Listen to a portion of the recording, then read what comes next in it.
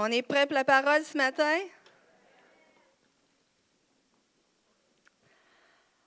On va juste se lever si vous voulez bien. On va faire un mot de prière avant de commencer. Alléluia. Père éternel, dans le nom de Jésus, je viens devant toi ce matin, dans ta présence. Je prie que par ton Saint-Esprit, tu puisses ouvrir nos cœurs, notre esprit, notre intelligence, afin que nous puissions recevoir ta parole ce matin. Que ta parole puisse avoir un effet dans nos cœurs.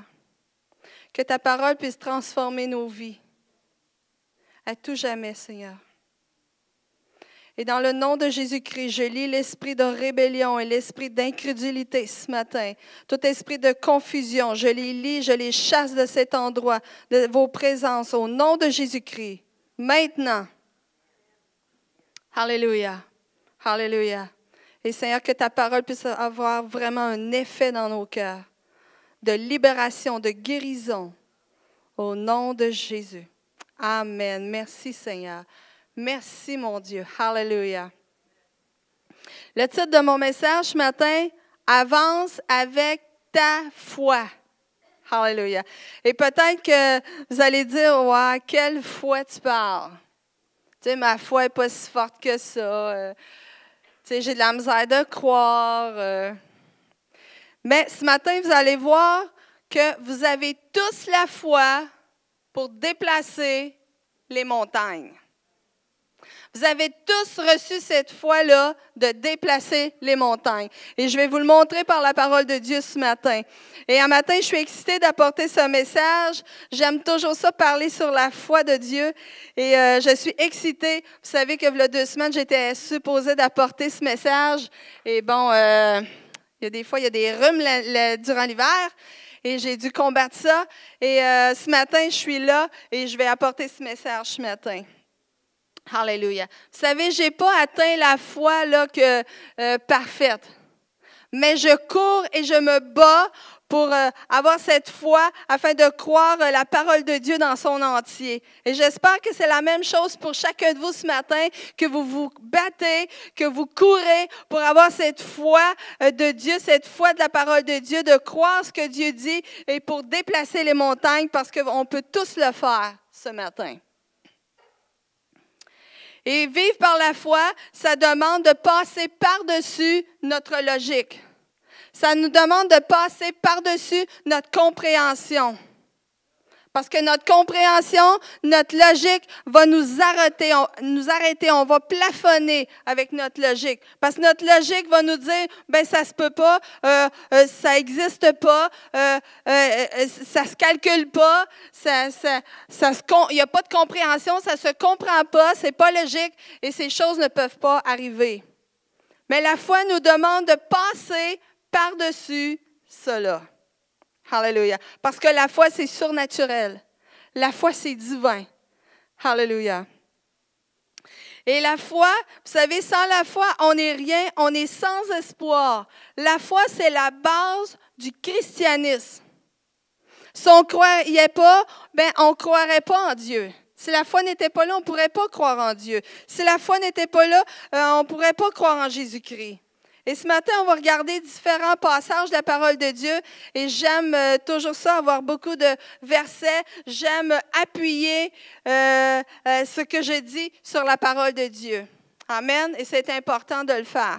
Dans Hébreux 11, verset 1, un verset qu'on ne peut pas se séparer lorsqu'on parle de la foi, ça dit « Or, la foi est une ferme assurance ». Des choses qu'on espère, une démonstration de celles qu'on ne voit pas. Alors, même si tu ne le vois pas encore, c'est une ferme assurance, tu es convaincu. La foi, c'est une conviction qu'on a dans notre cœur. C'est d'être convaincu de quelque chose qu'on ne voit pas encore, que ce n'est pas encore manifesté, mais on le croit, on est une ferme conviction là-dessus. Dans 2 Corinthiens, chapitre 5, verset 7, nous dit « Car nous marchons par la foi et non par la vue. Et non de ce que j'entends. Et non de ce que je ressens. Mais je marche par la foi. » Alléluia.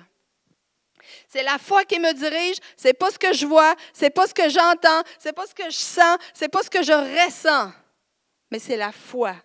Alléluia. Et il faut apprendre parce que vous savez, les limites, les difficultés, les obstacles, toutes les impossibilités, les maladies vont venir confronter ta foi. Mais il faut lever nos yeux au-dessus de ces impossibilités-là. Il faut commencer à regarder au travers de la parole de Dieu. Il faut commencer à déclarer et à s'élever et à voir l'invisible devenir une réalité. Alléluia. Dans Romains chapitre 12, verset 3, nous dit, « Par la grâce qui m'a été donnée, je dis à chacun de vous de n'avoir pas de lui-même une trop haute opinion, mais de revêtir des sentiments modestes, selon la mesure de foi que Dieu a départie à chacun. » Alléluia. Alors, dis pas ce matin, je ne sais pas si j'ai la foi, je ne sais pas si je crois, je crois pas beaucoup, ma foi n'est pas grande. Dieu a départi, a donné une mesure de foi à chacun de vous. Il t'a donné la foi. Il a semé la foi dans ton cœur. Et cette foi-là peut déplacer les montagnes. Parce que Dieu dit qu'on peut déplacer les montagnes par la foi. Et Dieu t'a donné la foi. Alléluia. Et ce que Dieu t'a donné, c'est une mesure, c'est une portion et elle vient d'en haut. Elle vient d'en haut. La foi est surnaturelle. C'est une substance céleste. Elle vient d'en haut. Tu ne l'as pas acquis de toi-même cette foi-là. Tu n'as pas dit, je décide de croire. Tu n'as pas été acheter ça au supermarché. Y a-t-il quelqu'un qui vend de la foi? Peux-tu me transmettre la foi? Non, c'est Dieu qui t'a donné la foi. Alléluia. Et cette fois-là, on part dans le domaine spirituel, dans le domaine de l'invisible. Elle amène à la réalité ce qui est dans le royaume de Dieu. Alors, entre dans cette dimension spirituelle, là où la foi peut tout changer. Et je sais que parfois, on n'aime pas ça, entendre des façons de faire ou des recettes, des conditions pour croire ou pour avoir des bons résultats. Mais si tu veux faire un gâteau, il y a des ingrédients de base. Et si tu mets du poivre au lieu de la poudre à pâte, ça ne marchera pas. Si vous n'avez jamais essayé de faire un gâteau, je vous le dis, essayez ça. Prenez une recette de gâteau, au lieu de mettre de la poudre à pâte, mettez du poivre. Votre gâteau va être piquant, puis il ne lèvera pas. Il y a des ingrédients de base pour que ton gâteau lève. Tu dois mettre de la poudre à pâte. Et pour la foi, c'est la même chose. Il y a des ingrédients de base. Tu dois croire et tu dois avoir confiance en Dieu. Mais il y a des ingrédients que tu ne peux pas mélanger, comme dans le gâteau, tu ne peux pas mettre du poivre. Ça va être un peu bizarre, ça va être spécial. Et la foi, c'est la même chose. Il y a des ingrédients que tu ne peux pas mélanger à ta foi. Sinon, la foi ne pourra pas bien fonctionner. Comme ton gâteau, tu n'auras pas un bon résultat. Dans Marc, chapitre 6, versets 3 à 6, nous dit, Jésus ici était dans son village et les gens le reconnaissaient, l'avaient vu grandir, Jésus. Il dit, n'est-il pas le charpentier, le fils de Marie, le frère de Jacques, de Joseph, de Jude et de Simon? Ses sœurs ne vivent-elles pas ici parmi nous? Et voilà pourquoi il trouvait en lui un obstacle à la foi. Les obstacles à la foi existent.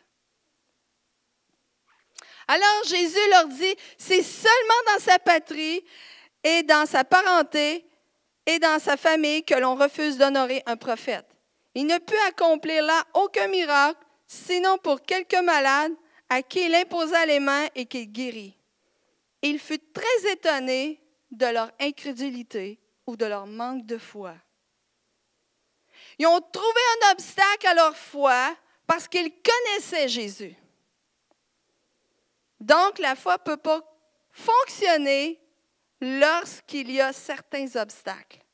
Et on va voir au travers de la parole de Dieu différents ingrédients qui sont un obstacle à ta foi. Qu'est-ce qui peut contaminer ta foi? Premier ingrédient que tu ne peux pas mélanger avec ta foi, et je crois qu'on le connaît très bien, c'est celui que peut-être qu'on parle le plus, c'est le doute. Dans Jacques chapitre 1, versets 5 à 7, nous dit, si l'un de vous manque de sagesse, ou s'il manque d'amour, s'il manque que Dieu pourvoie à leurs besoins, s'il manque d'un conjoint, s'il manque d'enfants, qu'il le demande à Dieu, qu'il la lui donnera, car il donne à tous généreusement et sans faire de reproche. Dieu aime donner généreusement. Alléluia. Verset 6. Il faut cependant qu'il la demande avec foi sans douter. Car celui qui doute ressemble aux vagues de la mer agitées et soulevées par le vent. Qu'un tel homme ne s'imagine pas obtenir quoi que ce soit du Seigneur. Le doute, quel obstacle pour ta foi? Et lorsqu'on va regarder un verset dans Matthieu chapitre 14, verset 28-31, lorsque Pierre a marché sur les eaux, les disciples ont vu Jésus sur l'eau, il faisait tempête, puis ils ont eu peur, ils pensaient que c'était un fantôme. Et Pierre lui dit, si c'est bien toi, Seigneur, ordonne-moi de venir te rejoindre sur l'eau. Alors Jésus il a dit, viens. Et aussitôt, je ne sais pas si vous avez déjà remarqué cette histoire-là, mais aussitôt, Pierre descendit du bateau et se mit à marcher sur l'eau en direction de Jésus. Ça ne dit pas, Pierre a réfléchi, ou Pierre s'est dit, voyons, ça n'a pas de bon sens, qu'est-ce qu'il m'en demande là? Ça ne dit pas que Pierre a traversé juste un pied et a commencé à toucher l'eau, voir si c'était solide. Ça dit, aussitôt, Pierre débarque du bateau. Il me semble que je le vois sortir presque en courant. Aussitôt, il sort du bateau et il va rejoindre Jésus et il marche sur l'eau. Alléluia. C'est merveilleux.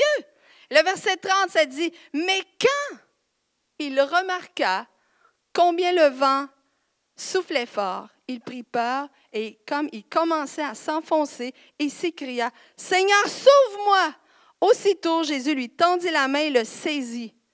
Et il dit, « Ta foi est bien petite, lui dit-il. Pourquoi as-tu douté? » Pourtant, Pierre avait la foi.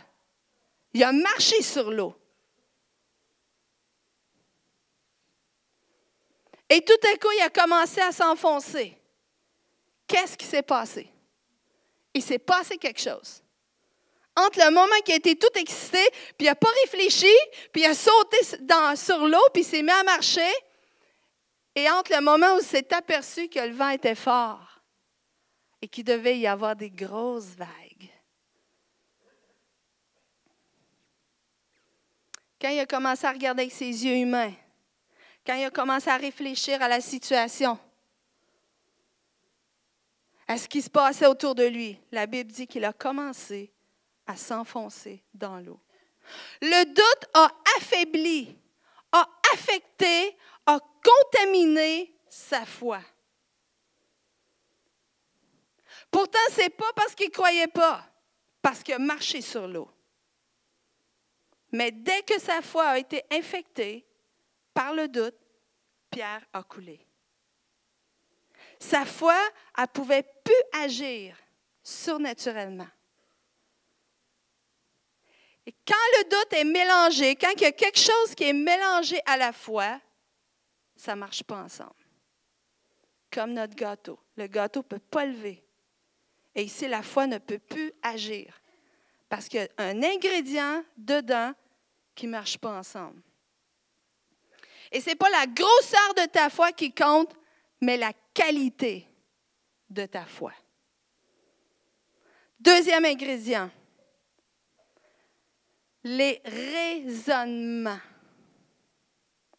Oui, mais c'est parce que tu ne comprends pas, là. Les médecins m'ont dit que... Ça, je pense que c'est la pire affaire. Les médecins m'ont dit que... Les scientifiques disent que... Aux nouvelles, ils ont dit que... Une crise s'en vient.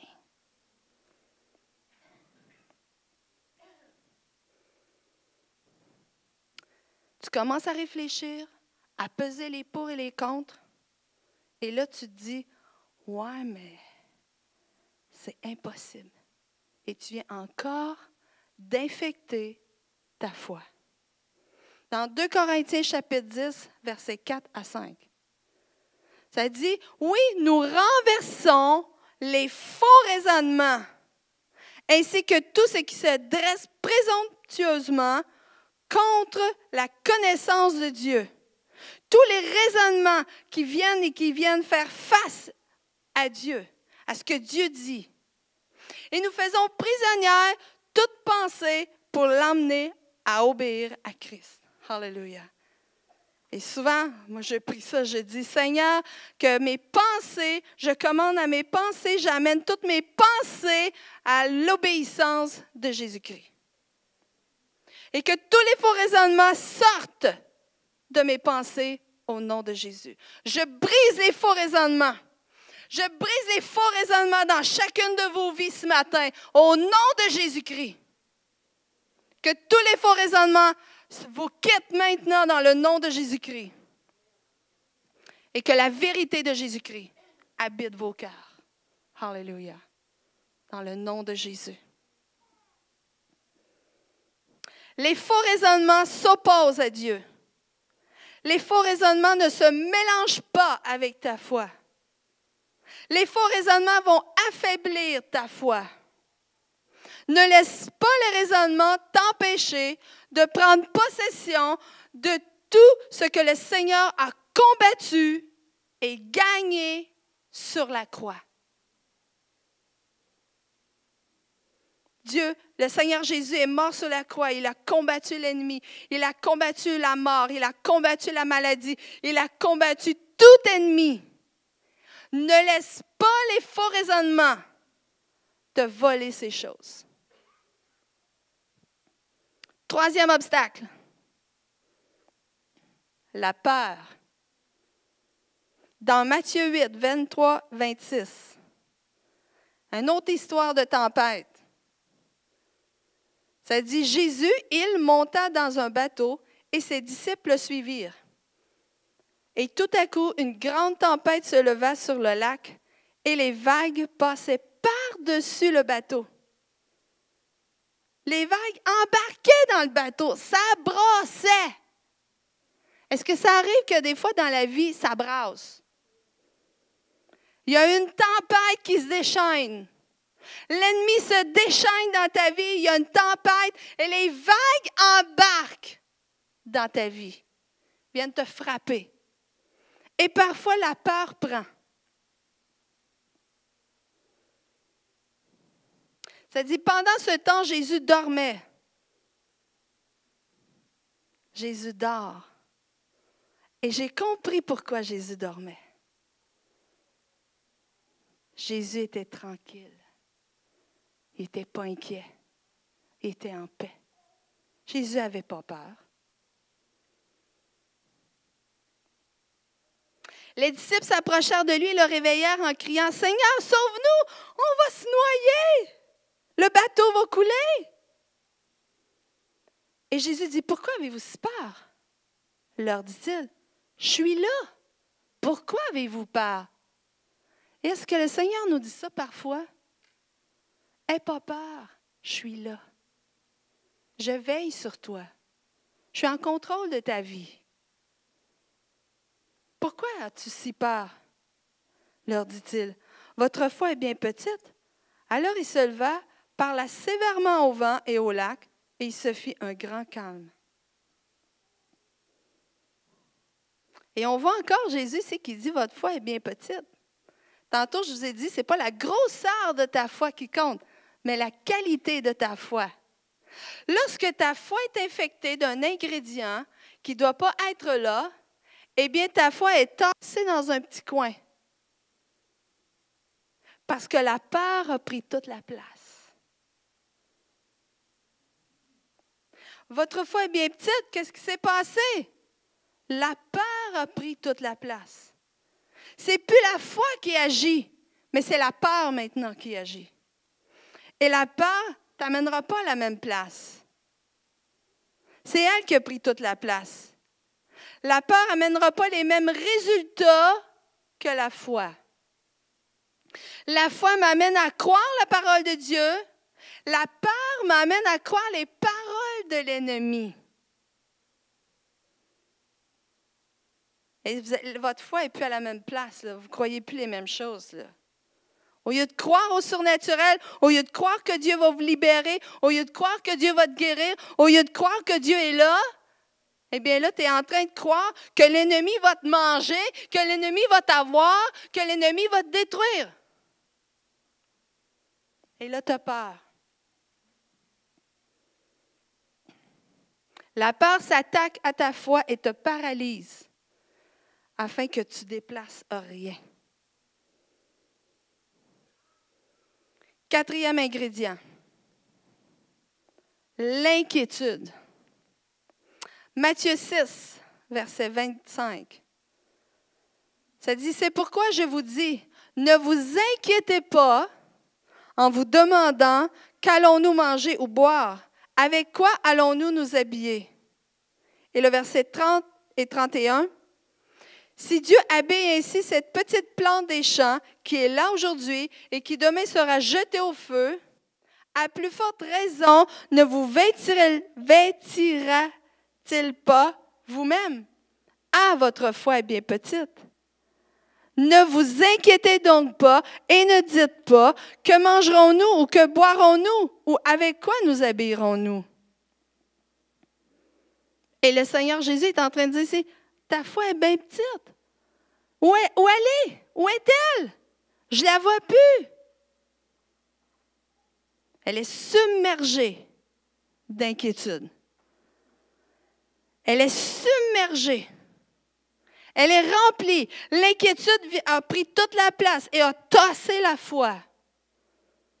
Ne laisse pas polluer ta foi. Protège ta foi et nourris-la de la parole de Dieu. Dans Romains 10, verset 17, nous dit « Ainsi la foi vient de ce qu'on entend, et ce qu'on entend vient de la parole de Christ. » Si tu veux que ta foi soit solide, nourris-la. Nourris-la. Des fois, on peut dire, tu sais, lire la Bible, c'est pas ça qui va changer. Si tu savais. Si tu arrêtes de manger, tu vas t'en apercevoir. Tu vas dire, c'est pas grave, sauter un repas. J'ai pas faim. 2 repas, 3 repas. Pas grave. Mais tu vas finir par t'en rendre compte que tu ne manges pas. Et la parole de Dieu, cette nourriture spirituelle, c'est exactement la même chose. Si tu arrêtes de te nourrir spirituellement, ton âme, ta foi, tout va être affecté. Parce que quand tu lis la Bible à tous les jours, même si tu ne comprends pas tout ce que tu lis, elle va te nourrir. Si tu manges un macaroni avec, je ne sais pas, moi, des légumes que tu n'aimes pas dedans, même si tu n'aimes pas ça, tu vas être nourri.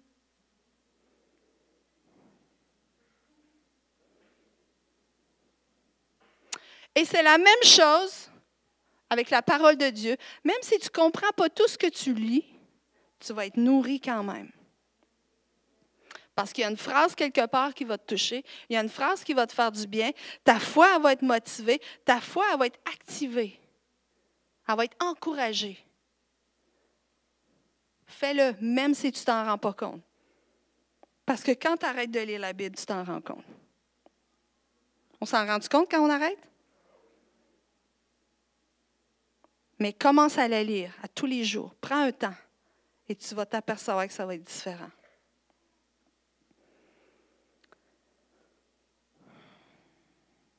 Et par la foi, les impossibilités n'existeront plus. Dans Luc 17, verset 6, ça dit, « Si vraiment vous aviez la foi. » Et j'aime ce « si ». Et ça, c'est Jésus qui dit ça, là. Il dit, « Si vraiment tu avais la foi. » Oui, qu'est-ce qui va arriver si j'ai vraiment la foi? Qu'est-ce qui va arriver si vraiment tu avais la foi, là? Écoute bien ça. Il dit, même une petite, aussi petite qu'une graine de moutarde, vous pourriez commander à ce mûrier-là, arrache tes racines du sol et va te planter dans la mer au nom de Jésus. Et il vous obéirait. Ici, ça dit même aussi petite qu'une graine de moutarde. Et dans les commentaires, ça dit que cette petite graine de moutarde, elle est considérée comme la plus petite graine sur la terre. Pas besoin d'avoir une grosse foi, hein? Aussi petite qu'une tête d'aiguille. Tu pourrais dire à cette montagne, déplace-toi, à ce mûrier-là, déracine-toi et va te planter dans la mer. Et il vous obéirait.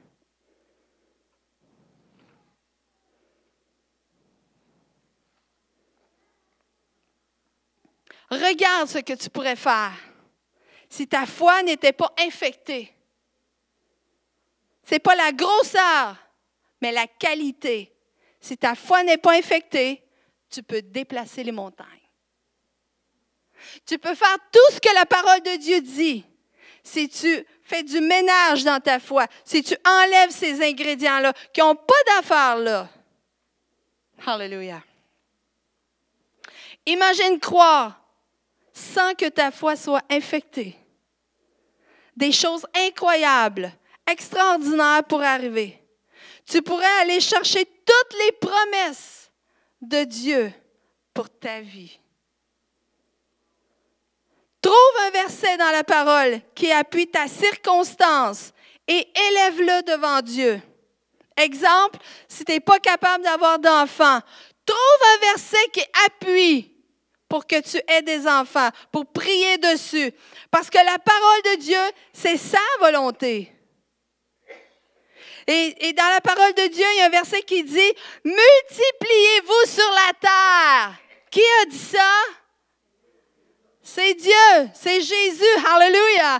Dieu a dit « Multipliez-vous sur la terre et remplissez-la ». Et si tu ne peux pas avoir d'enfants, tu dis, Seigneur, te dis dans ta parole, multipliez-vous et remplissez la terre. Alors, Seigneur, je m'appuie sur ta parole, je prie ta parole. Et Seigneur, donne-moi des enfants afin que je puisse multiplier la terre, moi aussi, comme tu le dis dans ta parole. Et Dieu va dire, ainsi soit-il. Parce que c'est sa volonté, c'est sa parole. C'est ce qu'il a déclaré. Alors, si tu vis une situation, trouve un verset dans la parole de Dieu et appuie-toi dessus. Dis, Seigneur, Dieu t'a dit que... Et Dieu n'est pas un homme pour mentir. Dieu est oui et amen. Alléluia. Alléluia. Dieu est d'accord avec sa parole. Dieu est fidèle, il se doit d'être fidèle avec ce qu'il a dit dans sa parole. Lorsque quelqu'un venait vers Jésus pour être guéri ou délivré, est-ce que tu as vu quelque part dire « je ne sais pas si tu le mérites. Je ne sais pas si tu as assez grandi spirituellement. » T'as-tu appris? T'as-tu appris, là?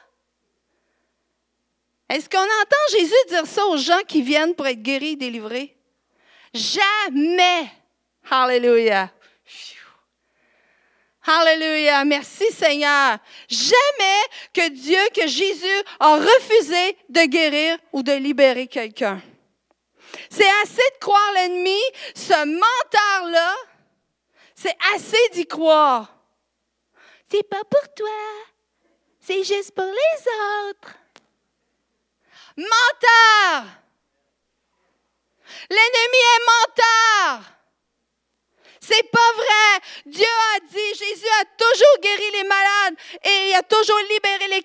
lorsqu'ils sont venus vers lui. Toujours. Hallelujah. C'est assez. On doit se fâcher, m'emmener, là, puis dire, « Hey, c'est assez, là. » C'est pas ça que la Bible dit. Et il faut, tu sais, ça fait partie des fois des faux raisonnements. C'est assez de croire à toutes sortes de mensonges. C'est assez de croire à toutes sortes de choses qui ne sont pas avec la parole de Dieu. Et on doit s'appuyer sur la parole de Dieu. Hallelujah. Et je veux, avant de continuer, inviter Linda. Elle a un témoignage à apporter. Ça a l'air que Dieu a fait quelque chose d'impossible. Hallelujah. Voulez-vous le savoir? Ça a l'air que Dieu a fait quelque chose d'extraordinaire. Extraordinaire. Bien, dis-nous ça. Oui. Bon matin. Il y a 14 ans, dans un emploi où j'ai eu un accident de travail. Et ça m'a amené des hernies, ça m'a apporté une discopathie dégénérative dans 2 vertèbres, puis la colonne. Et puis, chaque fois que je marchais, je faisais l'école du dimanche en bas, mettons, l'après-midi, je marchais plus, presque plus. Dieu me donnait une grâce le matin, mais après ça, là, les muscles, les nerfs, il n'y avait plus rien qui marchait. Même, je mettais mes bas, mais c'est mon mari souvent qui mettait mes bas. Merci, chérie. Et puis, j'avais de la misère à me pencher énorme. J'étais couchée. Juste le fait, tu sais, quand on dort, on brasse, là, tu sais, on se tourne. Puis, je faisais juste me tourner. Chaque fois que je me tournais, mon mari le savait parce que je faisais un petit cri, là, tu sais, quand on se fait poignarder, là. C'était un petit peu dans ce style-là. Et ça me faisait mal 24 heures sur 24. Ça fait 14 ans de temps. Et on a eu notre réunion. Le mardi, on se réunit, les pasteurs ici. Puis là, ça me disait, le 7 février, on a commencé le mois de prière. Et puis là, ça me disait, demande-nous une guérison. Hey, la sueur m'a commencé à venir sur le front. Je dis, oh non, un peu l'orgueil peut-être. Puis là, je ne voulais pas qu'il sache que j'avais mal à ce point-là parce que je n'aime pas me plaindre. Puis c'était très intense. Fait que ça ne me tentait pas. Là, je me suis priée, puis là j'avais chaud, là. Puis là, ça me disait, ben oui, t'attends quoi? Je dis, OK, Seigneur. Mais là, c'est presque fini notre temps de prière. Fait que là, j'ai pris mon courage à 2 mains. Puis l'ennemi, tu sais, il vient tout le temps faire des pensées. Voyons donc, t'es bien nonoune. Mais c'est pas vrai qu'on est nono. Pas pantoute. Dans le nom de Jésus, on refuse ces accusations-là, des fausses accusations. L'ennemi veut nous garder captifs, mais nous, il faut prendre la victoire. Alors, je pris mon courage à 2 mains, je dis, j'ai quelque chose à vous demander. Tu sais, comme un petit enfant, là. Fait que là, ça a donné que tout le monde arrête de parler, tout le monde arrête de prier.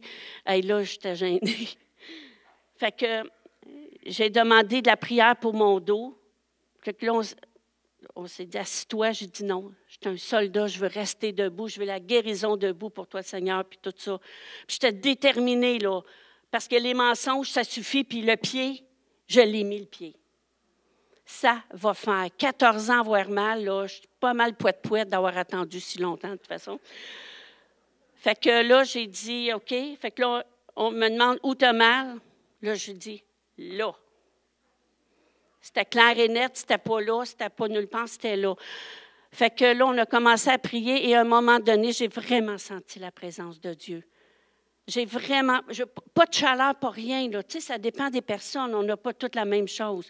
Mais moi, j'ai vraiment senti l'Esprit de Dieu qui m'a saisi et ça restait là, on a fini, on est sorti. Mais là, j'osais pas, j'ai du mal. Je me suis abstenue. Fait que je m'en vais, je finis ma journée, je m'en vais chez nous, j'arrive à mon mari, je dis, chérie, je pense. Non, je suis guérie. Tu t'es guérie où? Bien, j'ai dit, je suis guérie dans mon dos. OK. Fait que là, merci Seigneur, on était tous bien contents. Mais le plus drôle, c'est pendant la nuit, on ne le sait pas quand on se tourne. Fait que là, je me tourne. J'ai rien. Fait que là, je me retourne, je me détourne. Hey, merci Seigneur, merci Seigneur. Le chien, il me regardait de même. Je dis, voyons donc, qu'est-ce qu'elle a? Ce nuit, elle bouge. Fait que là, je me recouche. J'ai passé la nuit à me réveiller. Merci Seigneur, c'était une victoire. Le lendemain matin, il fallait que je mette mes bas. Fait que là, je me penche puis je commence. Ah! J'en revenais pas. Mon mari dit, qu'est-ce que t'as? J'ai mis mes bas. Ben oui, la victoire, je l'ai eue. Et l'ennemi il est venu mettre le doute quand même. Mais dans le nom de Jésus, je garde cette victoire-là parce que, tu sais, on a de l'arthrose. Tu sais, fait que la température nous a donné un petit peu de douleur ailleurs. Bien, j'ai jamais eu mal ici. Ça fait depuis le 7 février, 14 ans plus tard. Et je peux mettre mes bas encore. Merci, Seigneur.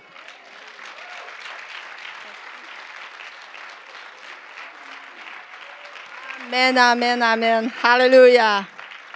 Dieu est grand, Dieu est tout-puissant. Rien d'impossible. Même si ça fait longtemps, ne te décourage pas. Dis pas c'est une perte, c'est perdu, c'est une cause perdue, mais c'est toujours possible. Alléluia. Et ce matin, je vais vous encourager. Et parfois, on prie, puis on ne voit pas des résultats tout de suite. On ne voit pas des résultats. Puis là, est-ce que c'est parce qu'il y a un manque de foi? Pas nécessairement. Je crois que peut-être que des fois, on baisse les bras trop vite. Ah, ben j'ai prié, ça n'a pas marché. Puis on baisse les bras. Un jour, Daniel a prié dans la parole de Dieu et ça dit que ça a pris 21 jours avant qu'il ait sa promesse. Parce que sa promesse, la parole qu'il attendait, a été combattue par l'ennemi pendant 21 jours. Et si Daniel aurait arrêté après 2 jours, 3 jours, dire, ben là, écoute, ou après une semaine, puis dire, ben là, ça fait une semaine, je prie, puis Dieu ne me répond pas, il faut croire que Dieu ne veut pas rien me dire. Mais il a persévéré. Et ça, c'est la plus grande qualité de la foi, c'est la persévérance. De ne pas lâcher, de continuer, de continuer. Et là, on va regarder l'histoire du prophète Élie. Dans 1er Roi, chapitre 18, verset 1. Ça faisait 3 ans et demi qu'il n'y avait pas eu de pluie, que Dieu avait arrêté la pluie. Ça dit, bien des jours s'écoulèrent. Au cours de la 3e année de sécheresse, l'Éternel adressa la parole à Élie en ces termes. Il dit, va trouver Akab, qui est le roi Akab, et je ferai pleuvoir sur ce pays. Est-ce que Dieu un jour t'a parlé? Est-ce qu'un jour Dieu t'a donné une promesse, une vision, un songe? Tu sais que Dieu t'a parlé. Abraham, il s'est écoulé 25 ans avant qu'il ait son fils. Il a eu son fils. Dieu a accompli sa promesse. Et Dieu ici a parlé à Élie et Élie a cru cette parole. Et il s'est levé et il y est allé. Dans 1er Roi, chapitre 18, verset 41, ça dit, ensuite Élie dit au roi Akab, il dit, allez, va manger et boire, car j'entends le grondement qui annonce l'averse. Et on va voir dans la suite de l'histoire qu'il n'y a aucun nuage. Il n'y a pas de grondement dans le ciel. Il n'y a aucun nuage qui gronde dans le ciel. Mais Élie dit, j'entends le grondement de l'orage. Pourquoi? Parce que Dieu lui avait dit qu'il ferait pleuvoir. Élie était convaincu, il croyait cette parole, même s'il ne pleuvait pas à l'instant même, il croyait que l'orage arriverait. Alléluia. J'entends le grondement. Est-ce que tu entends ta guérison arriver? Est-ce que tu entends ta délivrance arriver? Est-ce que tu entends la réponse de Dieu arriver? Alléluia. Crois et attends-la. Dans 1er Roi 18, 42 à 43, le roi Akab alla manger et boire, tandis qu'Élie montait vers le sommet du mont Carmel, où il se prosterna jusqu'à terre, le visage entre les genoux. Il dit à son jeune serviteur, il dit, monte plus haut et regarde du côté de la mer. Celui-ci monta, scruta l'horizon, le plus loin qu'il pouvait voir, et là il revint dire, je vois rien. Élie, je vois rien. Je te le dis, je vois rien. J'ai regardé le plus loin que je pouvais, là. Je vois absolument rien. Et Élie l'envoya 7 fois pour regarder. Tu vas le trouver, ce nuage-là. Tu vas y aller jusqu'à ce que tu le trouves, ce nuage-là. Mais vas-y encore. Il doit y avoir un nuage. Dieu m'a dit qu'il pleuvrait. Dieu me l'a dit et je crois ce que Dieu m'a dit. Et il doit y avoir un nuage. Parce que je l'entends. J'entends gronder l'orage. J'entends Dieu qui s'en vient avec l'orage. Il doit y avoir un nuage. Va voir encore.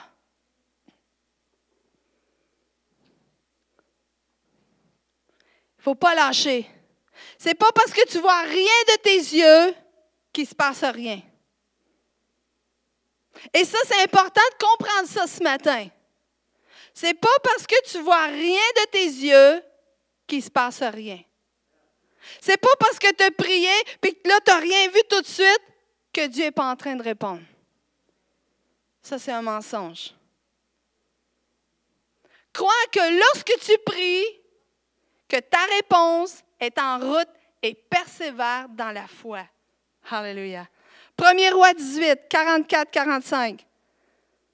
À la 7e fois, le serviteur annonça, « Élie, je vois un petit nuage qui s'élève de la mer. Il n'est pas plus grand que la paume, que la main d'un homme. » Alors Élie lui ordonna, « Vite, va dire au roi Akab, dépêche-toi d'atteler ton char et de rentrer chez toi, sinon la pluie te bloquera. » Déjà de tous côtés, le ciel s'obscurcissait, d'épais nuages poussés par un vent de tempête. Soudain, une pluie torrentielle se mit à tomber.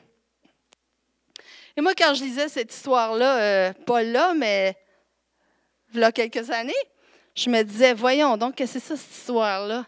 Il ne peut pas mouiller comme ça, là, bing-bang, d'un coup sec comme ça, puis là, tu ne peux plus circuler, là, ça bloque la rue, tu sais. J'ai dit, ça ne se fait pas de même. Une tempête, là, l'eau monte tranquillement quand même. J'ai lu dans les commentaires bibliques que les premières pluies d'automne sont très violentes, peuvent empêcher toute circulation. Et dans d'autres commentaires, ça dit que la pluie prend soudainement et que tout à coup, tu ne peux plus circuler. Wow!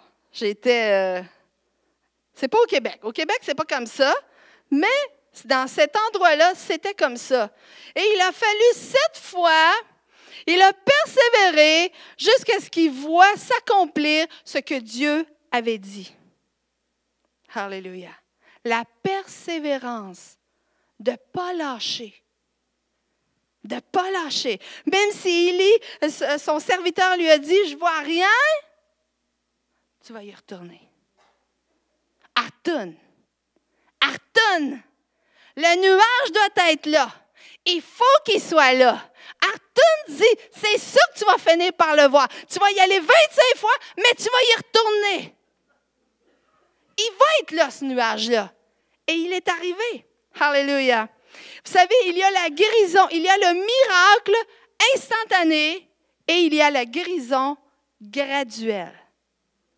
Les deux existent. Lorsque la guérison s'installe, ou une délivrance qui s'installe, ou une circonstance qui se met en place, que nous voyons une amélioration de jour en jour, commence à remercier Dieu. Aussitôt que tu commences à voir quelque chose, Élie, aussitôt qu'il s'est fait dire qu'il y avait un petit nuage, tout de suite il est passé à l'action. Il savait que c'était là, c'était gagné, c'était arrivé, la pluie était là, la tempête était là. Alléluia. Et c'est la même chose lorsque tu pries, aussitôt que tu vois des petits signes d'amélioration. Alléluia. Remercie Dieu, la victoire est là, la victoire s'en vient. Alléluia. Crois. Alléluia. On va lire dans Marc chapitre 11, versets 22 à 24. Jésus répondit, « Ayez foi en Dieu. » Ça fait penser un peu à l'autre verset. Ça dit, « Vraiment, je vous l'assure, si quelqu'un dit à cette colline, « Soulève-toi de là et jette-toi dans la mer, » sans douter dans son cœur, mais en croyant ce qu'il dit présentement, va se réaliser dans le futur et cela vous sera accordé. tu crois ce que tu dis, si tu crois dans ce que tu es en train de prier, tu vas voir s'accomplir ce que tu as prié. Alléluia. Parfois, c'est instantané, parfois, c'est graduel.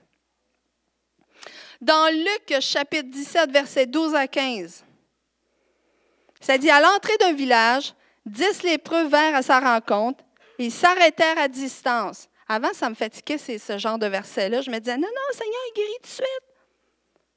Mais j'ai compris que Dieu agit de deux façons. Verset 13, ils se mirent à le supplier à haute voix. Jésus, Maître, aie pitié de nous. Jésus le vit et leur dit, allez vous montrer aux prêtres. Ils ne sont pas encore guéris, là. Il dit, allez vous montrer aux prêtres. Et pendant qu'ils y allaient, ils furent quoi? Ben non, il fallait que ça se fasse là. Ils ont été guéris en chemin. Alléluia. Lorsque Jésus déclare quelque chose, Jésus avait parlé. Il avait dit, allez vous montrer aux prêtres. Jésus avait parlé, alors le processus était déclenché. Le processus était parti. Alléluia. Je vais inviter les musiciens, s'il vous plaît. Alléluia. Peut-être juste, Alex, commencer la guitare doucement, s'il te plaît. Dans la Bible, il y a le miracle instantané et il y a la guérison graduelle. Rien ne te sera impossible si tu crois. Out le doute. Dans le nom de Jésus-Christ, je brise tout doute dans vos vies ce matin. Dans le nom de Jésus-Christ, je brise tout faux raisonnement dans ta vie ce matin. Dans le nom de Jésus-Christ, je brise toute peur dans ta vie ce matin. Dans le nom de Jésus-Christ, je brise toute inquiétude dans ta vie ce matin. Alléluia. Et je libère ta foi ce matin au nom de Jésus-Christ. Que ta foi puisse prendre toute la place dans ta vie. Que ta foi puisse prendre toute ton énergie, toutes tes pensées, tout ton cœur, que ça prenne toute la place. Alléluia. Au nom de Jésus. Dans Marc 9, verset 23, si tu peux, répliqua à Jésus. Quelqu'un lui avait demandé, Seigneur, est-ce que tu peux? Si je peux. Tout est possible à celui qui croit. Tout.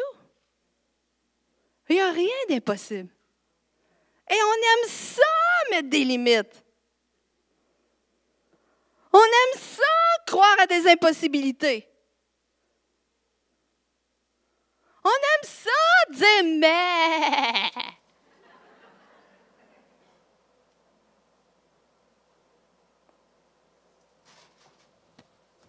Mais Jésus a dit tout.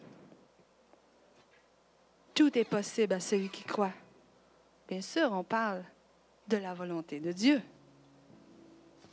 Mais la guérison, c'est la volonté de Dieu. Te donner la liberté, c'est la volonté de Dieu. Te donner la joie, la paix dans ton cœur, c'est la volonté de Dieu. De pourvoir tes besoins, c'est la volonté de Dieu. Te restaurer dans ton cœur intérieur, c'est la volonté de Dieu. Si tu crois, il n'y a pas de limite. Dans Luc 1, 37, car rien n'est impossible à Dieu. C'est comme le contraire de l'autre, mais qui veut dire exactement la même chose. Tout est possible à celui qui croit et rien n'est impossible à Dieu. Rien n'est impossible à celui qui croit. Avec Dieu, les limites n'existent pas. Quel Dieu merveilleux on a. Dans Matthieu 4,4, ça dit, Jésus répondit, il est écrit, l'homme ne vivra pas seulement de pain, mais aussi de toute parole que Dieu prononce. Et Jésus ici est en train de dire qu'on ne vivra pas seulement des choses naturelles de la terre, que l'on voit et qu'on peut toucher, mais qu'on va vivre aussi des choses surnaturelles, des choses d'en haut, des choses qui viennent du royaume de Dieu. La prière du Notre Père, ça dit Notre Père qui est aux cieux, que ton règne vienne, que ta volonté soit faite sur la terre comme au ciel. Alléluia. Ce qui se passe au ciel, Dieu le veut aussi pour la terre. C'est son plan, c'est son but, c'est ce qu'il a voulu. Et c'est le Seigneur Jésus lui-même qui te dit, qui nous dit de prier, de dire que ta volonté soit faite sur la terre, dans ma vie, dans ma maison, dans mon entourage, dans mon travail, dans mon école, dans là où je suis impliquée, que ta volonté soit faite sur terre comme au ciel. Alléluia. Dans le ciel, il n'y a pas de doute. Dans le ciel, il n'y a pas d'inquiétude. Dans le ciel, il n'y a pas de faux raisonnements. Dans le ciel, il n'y a aucune maladie. Dans le ciel, il n'y a aucune captivité.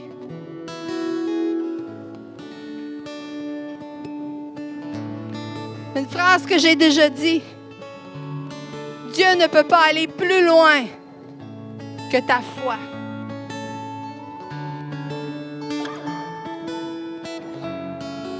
Ou on peut aussi dire, Dieu peut aller aussi loin que ta foi. Parce qu'il dit que rien n'était possible. Alors Dieu peut aller aussi loin que tu es prêt à croire. Alléluia. Ne limite pas Dieu.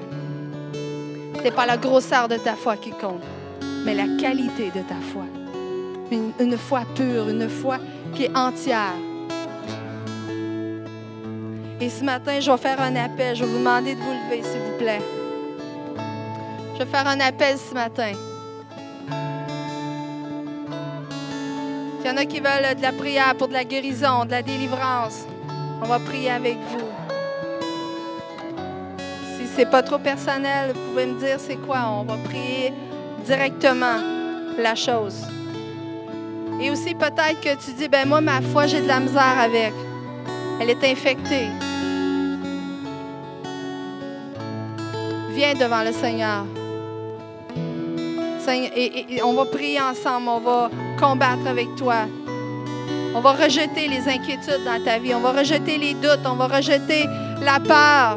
On va rejeter, on va repousser ce qui n'est pas de Dieu dans ta vie. Alléluia. Afin que tu puisses transporter les montagnes, comme la Bible dit. Ce verset-là n'était pas juste pour des choisis. Mais il a dit que si vous aviez vraiment la foi, vous pourriez déplacer des montagnes. Si vous aviez vraiment la foi, toute chose est possible. Toute chose est possible pour Dieu. Parce que Dieu aime ses enfants. Dieu t'aime ce matin. Dieu t'aime, il veut te guérir, il veut te libérer. Dieu veut que tu sois victorieux dans ta vie. Alléluia. Alléluia. Gloire à toi. Père éternel, dans le nom de Jésus-Christ, je prie, Seigneur, que tu puisses descendre sur chacun d'eux, Seigneur. Seigneur, qu'ils puissent recevoir ce qu'ils ont besoin. Seigneur, que les miracles, les signes et les prodiges soient libérés ce matin au nom de Jésus-Christ. Que les signes et prodiges soient libérés ce matin dans la vie de ton peuple, Seigneur, dans le nom de Jésus, dans le nom de Jésus-Christ. Alléluia. Merci, Seigneur Jésus. Merci, Jésus.